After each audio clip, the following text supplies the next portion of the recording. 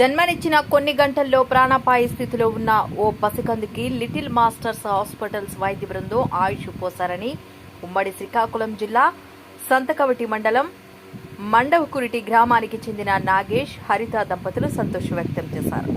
రాజాం పట్టణంలో ఓ ప్రైవేట్ ఆసుపత్రిలో తాము జన్మనిచ్చిన ఓ మగబిడ్డకు తీరని కష్టం రావడంతో బిడ్డ అనారోగ్యాన్ని గుర్తించి వైద్యుల సూచనల మేరకు శ్రీకాకుళం పట్టణంలో ఉన్న లిటిల్ మాస్టర్స్ హాస్పిటల్కి ప్రత్యేక అంబులెన్స్ ద్వారా తరలించారు.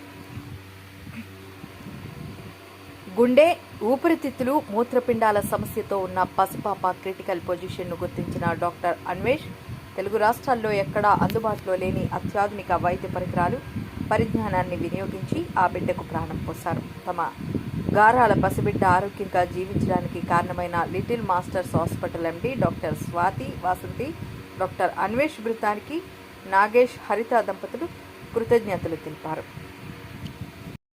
అందరికీ నమస్కారం అండి. మాది విజయనగరం జిల్లా సంతకవటి మండలం మండవకుడు గ్రామం. మాది 3వ తారీఖున బాబు డెలివరీ అయ్యాడు.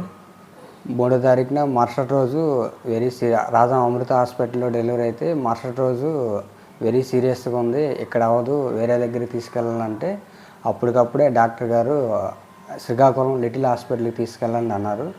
మేము ఫోన్ చేసిన వితిన్ 1 అవర్ లోపే అంబులెన్సు, డాక్టర్ గారు ఇద్దరు వచ్చారు. ఇక్కడికి వచ్చినప్పుడే సారు ఎంబడే రిసీవ్ చేసుకొని ఎన్ఐసిలో పేషెంట్ రాకముందే ఎన్ఐసిలో సార్ ఉండి మాతో ఇంక మాట్లాడకుండా కూడా ఎంబడే ట్రీట్మెంట్ స్టార్ట్ చేశారు. డాక్టర్ గారికి వెరీ వెరీ థ్యాంక్స్. అలాగే మేడం గారు కూడా బాగా మాకు ప్రతిదీ ఎక్స్ప్లెయిన్ చేసి అంతా వివరంగా బాగా వైద్యం అందించారు. మాకు ఇక్కడికి రాకపోతే మా బేబీని మేము కాపాడుకున్నామని మరీ కోరుకుంటున్నాం. డాక్టర్ అన్వేష్ గారికి వెరీ వెరీ థ్యాంక్స్. అందరికీ నమస్కారం. నా పేరు డాక్టర్ అన్వేష్, పురిటి పిల్లలు మరియు చిన్నపిల్లల స్పెషలిస్ట్ని. మనం లిటిల్ మాస్టర్ హాస్పిటల్లో గత సంవత్సరంలో చాలా సక్సెస్ఫుల్ కేసును పూర్తి చేసుకున్నాం.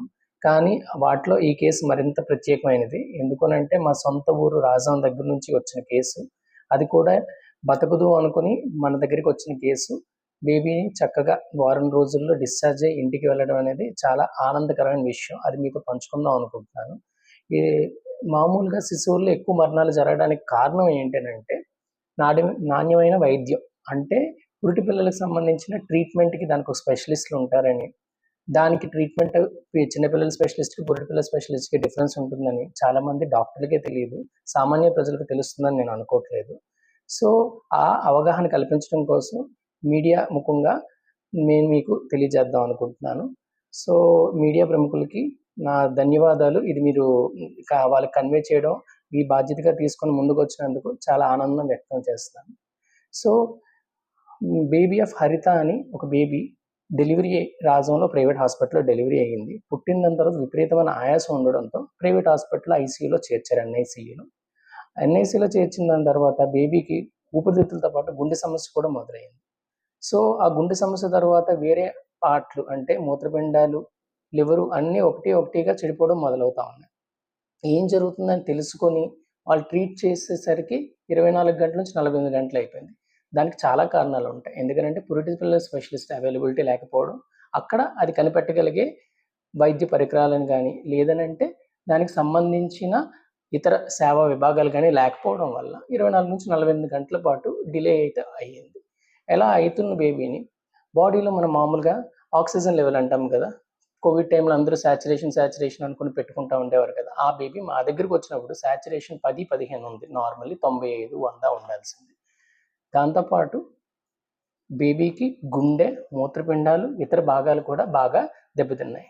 సో మా వైద్య బృందం అనగా నేను, డాక్టర్ స్వాతి వాసంతి గారు, ఇతర వైద్య సిబ్బంది, స్టాఫ్ ఇమీడియట్లీ బేబీని ట్రీట్మెంట్ స్టార్ట్ చేసాం. ఈ ట్రీట్మెంట్ కూడా ఎలా స్టార్ట్ అయింది ఆ హాస్పిటల్ నుంచి మాకు ఇన్ఫర్మేషన్ రాగానే ఆ బేబీని అక్కడి నుంచి ఇక్కడికి సాధారణమైన అంబులెన్స్లో తీసుకొస్తే ప్రాణహాని జరుగుతుందని మా దగ్గర పురిటి పిల్లల కోసం స్పెషల్ అంబులెన్స్, వెంటిలేటర్ సహాయం ఉంటుందన్నమాట.